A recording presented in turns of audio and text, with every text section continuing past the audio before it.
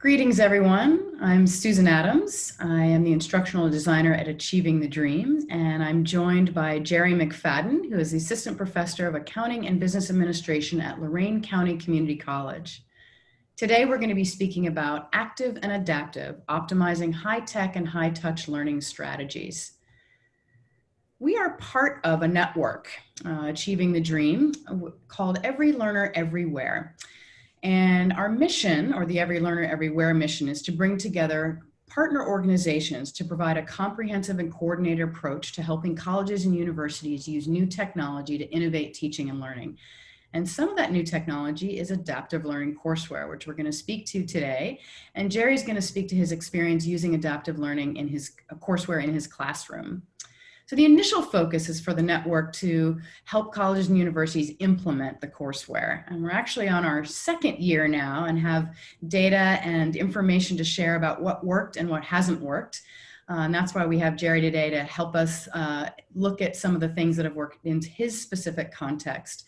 But we hope for you to take away today is information to consider in designing a course for you in your context. So why do this? We've noticed that in foundational courses, first year introductory and credit bearing, continue to have low completion rates and can often present serious barriers to student success. So adaptive systems have the radical potential to shift education in the service of students by providing student-centric designs based on individual student skills and outcomes. And we'll speak to that in a few minutes.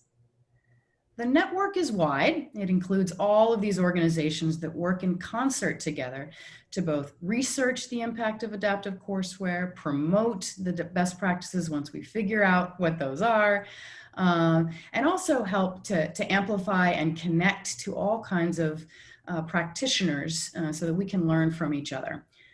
So a network is more powerful rather than individuals amplifying different best practices. Our intended outcomes today are to clarify how using adaptive courseware can enable more active learning. We're also going to explore instructional approaches that optimize adaptive learning and that high-touch learning strategies in the classroom, both online and face-to-face. And we're also going to examine learning analytics data points. These dashboards on adaptive courseware are pretty powerful, and it's important to consider how can I use those best to impact student success. We're also going to consider student onboarding strategies and then explore lessons learned in the field. So we'll get started with what is adaptive learning courseware. And this graphic kind of helps exemplify that you're going to have multiple students going to the same place but in a different path. So it allows for capturing fine-grained data and use feedback loops to create a personalized learning pathway for each student.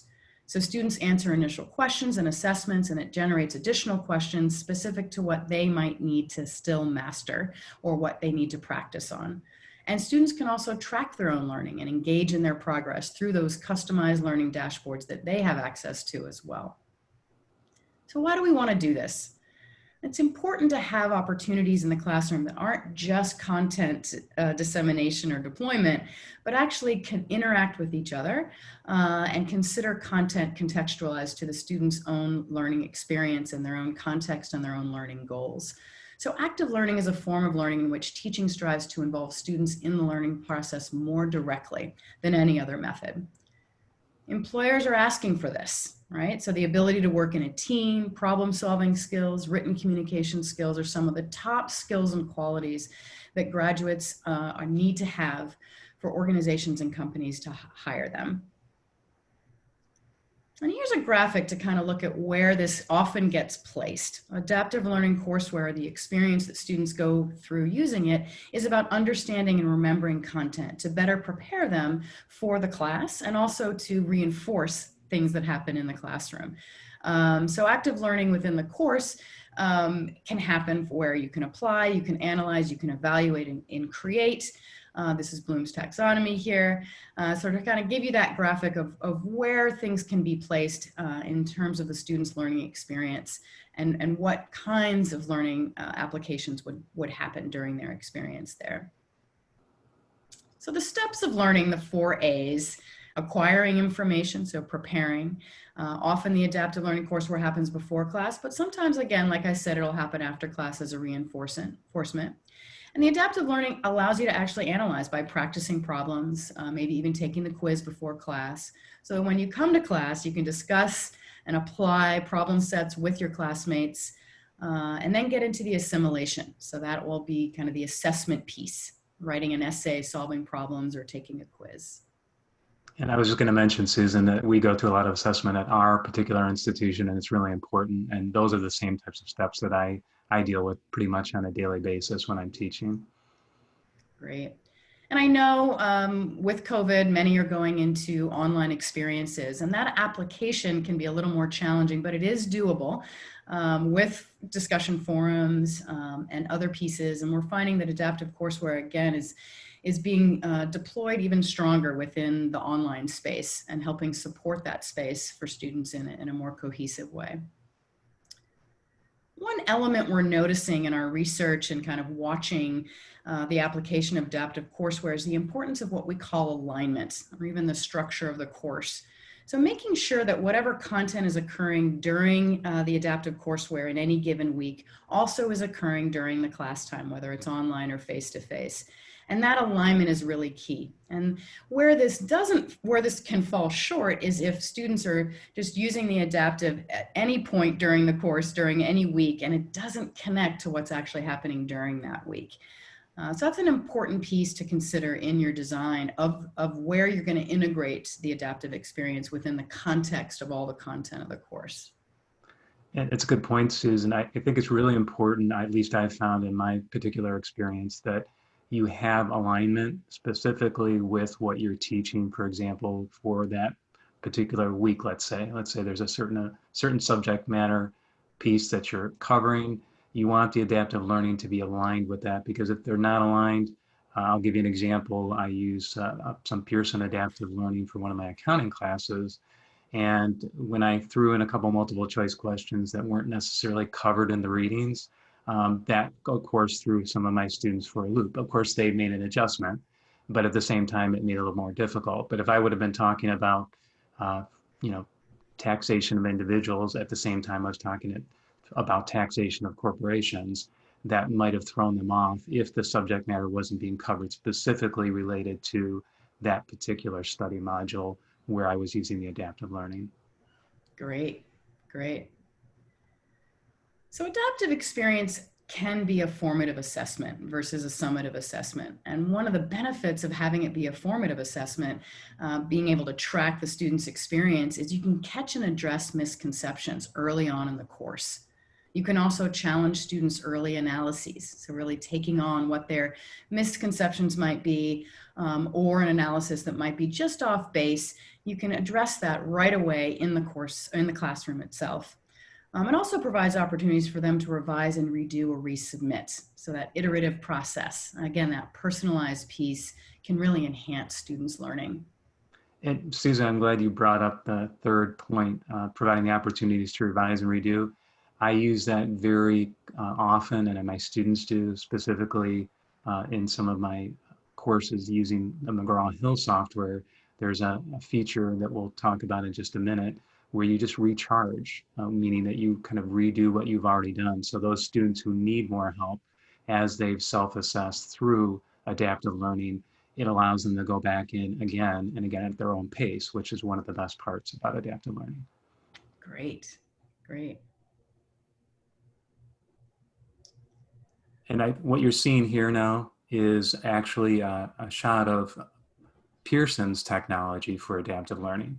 And what I like about this particular graphic is you see the little crying face there. But it's true, there's a lot of anxiety for students when they're taking tests. And what better way to reduce their anxiety but to provide some additional repetition to allow them to start to master their skills. And with these dynamic study modules, it allows them to go in and test themselves. And again, it's at their own pace, and they can use any type of hardware to load the software so that they can use the adaptive learning, whether it's an app, a tablet, a PC, all these things they can do anywhere, anytime. And it just allows them to practice and just be more prepared. And then that reduces their test anxiety. And I found in my experience that it definitely improves outcomes. The nice thing from an instructor standpoint is after they've gone through some of the adaptive learning, you can take a look at some of the dashboard technology that exists. At any given time, I can take a look at my dashboards and see that, I know what my students are doing and where they've progressed, how accurate they've been. They can also see their own progression, which we'll talk about shortly. But that's the key thing. Again, it gives us some reporting feedback, which is definitely important because we need to measure and see how things are going. That brings up, thinking about what are some of these data points, right? What are the specific data points that these adaptive dashboards provide? And Jerry, you've kind of spoken to what the student piece is, and I just wanted to kind of summarize what typically you would see. It's topic of mastery completion by student or by class, also topics students are struggling with, which would allow you to do an intervention or shift your class time. Often you'll also get a time on task calculator that shows you how long students are taking. And if it's exorbitant amounts of time, that can be an intervention and kind of what's happening there. But it also might be too difficult a question for what the context is for the course itself. And also pre-knowledge checks, periodic knowledge checks, and post-knowledge checks are typically what you would see in a dashboard. And then Jerry already spoke to that confidence level of the student, which can really help in your interactions for an intervention.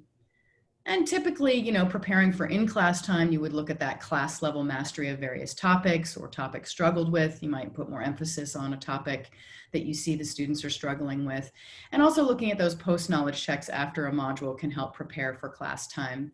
And then overall student confidence can also help with that. And working with individuals, time on task, individual mastery level completion, individual topics struggled with, and confidence level could also be utilized, of course, in working with students at the individual level. So we're still learning, and we're looking forward to more faculty helping us see how they use this technology in their own context. What you're going to see right now is an example of one particular class that I'm teaching. And what I like about this particular dashboard is that you can take a look and see where the students are struggling. So the first student in this particular graphic is definitely having a need for an actionable intervention. So I might actually go ahead and reach out to that student after I review this dashboard. And I'm looking at these at least on a weekly basis. I realize it can be a time-consuming process depending on how many courses you have. But at the same time, it is very useful information. So I can see quickly via a bar chart or heat map, where the struggles are. And once I make that determination, I can go down to the specific objective levels as needed, and I can change mid-course if I need to, or even mid-week to look and see where I need to reinforce so that they'll do better, that they'll actually retain the information, that they'll help us achieve the learning objectives and make sure that we are doing what we plan to do when we set out and we developed our particular course. The other thing that I like about adaptive learning, specifically on the McGraw-Hill side, is the new Smart Book 2.0 that I use in many of my classes. It gives them a due date. They also, they know about how much time that they're going to take. And what I found in my particular experience is that I try to limit the amount of time that they're spending in adaptive learning, much like anything else. There's a limited amount of time for students and they're trying to cram it all in. So I try to keep it at less than 40 minutes. And I try to keep the concepts to, a reasonable amount of concepts that I want to cover, that I want to make sure that we get through.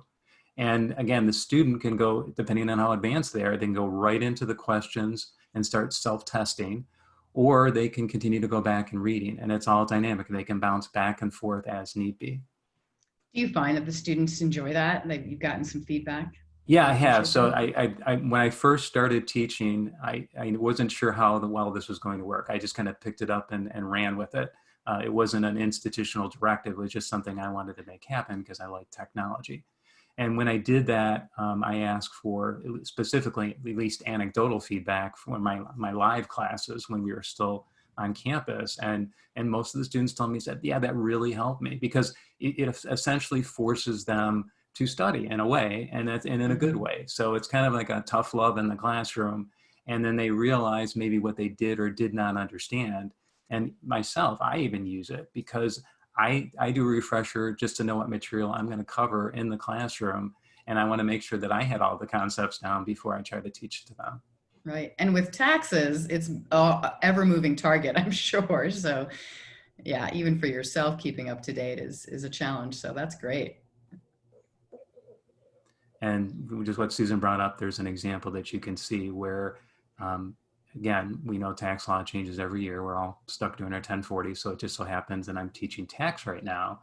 And what's going on is what I really like about this particular adaptive software is it highlights. I remember when I was in college, I did the old manual way of, trying to put my highlighter on the book and go back and try to remember. Well, depending on how the objectives are set up by the instructor, it's doing it for the student. You're actually saving the student time, and they're allowing them to focus in. Now, granted, they can just sometimes focus only on the highlights, and that gets them in trouble at test time. But it is a great thing to have, because at least they are engaged. And then I also assign points related to the reading. Now, you might think, and I thought the same thing, that, wow, they should be reading regardless of me giving them credit. But it is an incentive, and it does work, at least in my experience. Great. And here's a typical question that you can see, and I talked about before. I think it's really good from my practice standpoint to keep these particular exercises to less than 40 minutes whenever you're allowing them to take the adaptive learning exercises. And again, they can go back and they can cross-reference immediately and read the concept. So if there was something they didn't understand and they just wanted to get their hands around, they would just click and it takes them right to the right section in the book. I really wish I had this when I was in college. Yeah. Yeah. I can see that. And then again, you get the kind of the little award at the end and find out what your accuracy is. So if you know whether you mastered it. And I like that the little graphic off to the right. So this is a student just finishing an assignment, and they can see what their most challenging concepts were. So if they're a good student, I realize we don't always have the best students, but hopefully you have a lot of good students who want to learn more and they want to understand why they missed what they did. And so you can see maybe the second bullet point on the right where it's talking about, hey, states actually normally charge less tax than the federal government does. And those are the things that maybe they need to understand, and it'll help them perform better when they get to the end and they start taking those quizzes and tests. And even more importantly, that they really have something that they can take away with them. They understood the concepts, and hopefully they can apply them later when they graduate.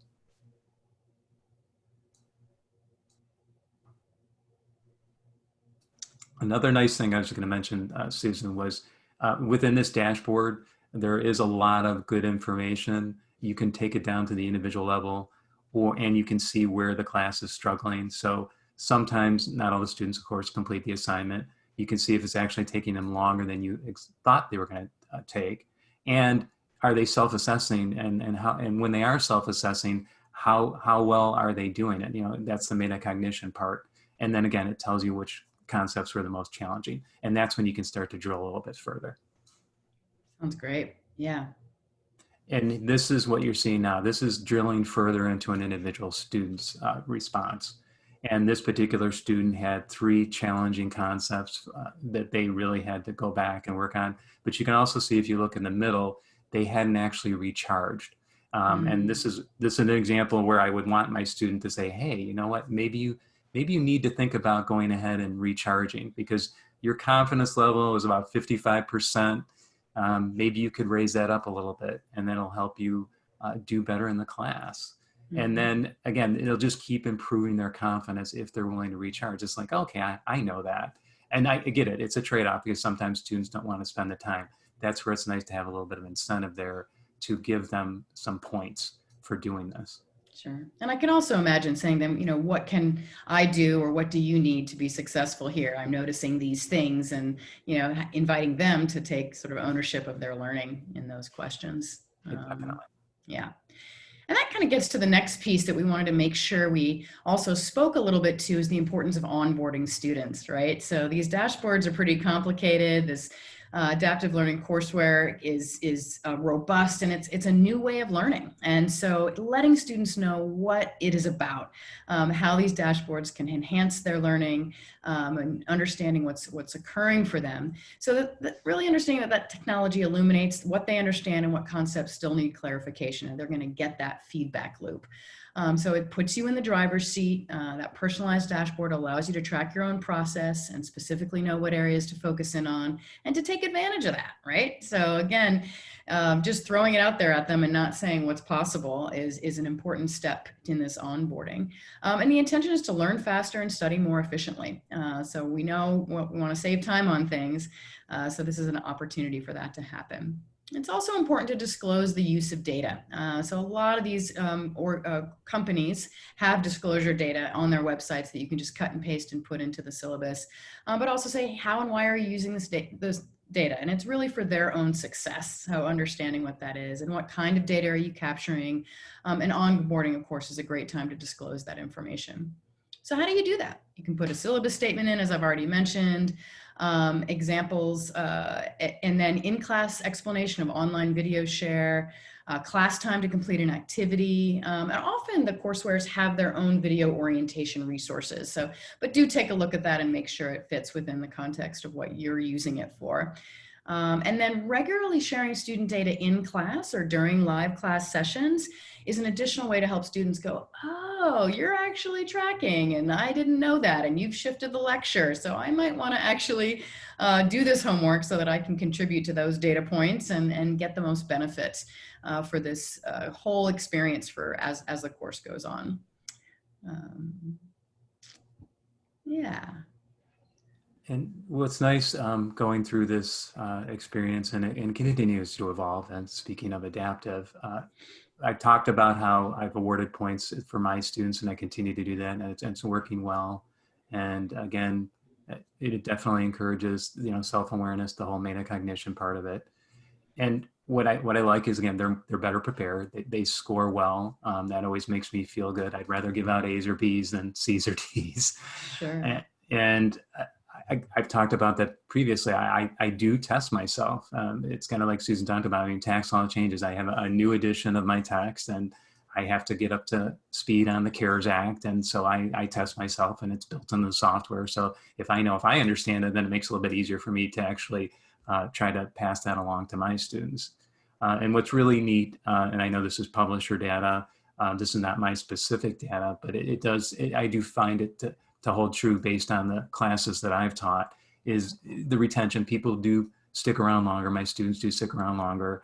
Their grades are better, and so they're more likely to pass, especially if they're an underserved group. Whatever's going to help keep them a little bit more engaged. And I enjoy seeing the exam scores up. And the students have told me personally, said that, I don't think I would have scored as well if I had not taken the adaptive learning part of this course. Great. Is there anything more you want to say, Jerry, with lessons learned here? Nothing specific, but it'll be unique, I think, to any faculty who's out there. This is just relaying my personal experience, but I do think it's definitely a technology that's great to have, and I can't imagine not using it at this point. I'm going to just continue to evolve and try to get better myself. That's what adaptive is all about. Great. Thank you so much, Jerry, for being with us today. And we wanted to share just a last resource called Solve, which is a website by Every Learner Everywhere. And you can see the address here. And it provides all kinds of information about how to do a campus-wide initiative to start adaptive courseware, doing it at the department level, what it means to faculty develop and support faculty on doing the design pieces that Jerry and I spoke of today. We also have things around inclusive design and how to select courseware that'll fit your needs. It's a wealth of information all packaged up into this website, and it's always evolving. So we add new assets all the time. We welcome you to visit that if you want to get deeper into this adaptive learning courseware for within your context. And lastly, please contact us with questions. Here are both our email addresses. You can contact us both or individually with any questions that may have come up during this presentation. We will certainly respond and look forward to answering them. And I just want to thank Jerry. It's been great to work with you on this presentation, and all the best to everyone. Thank you, Susan. Thank you.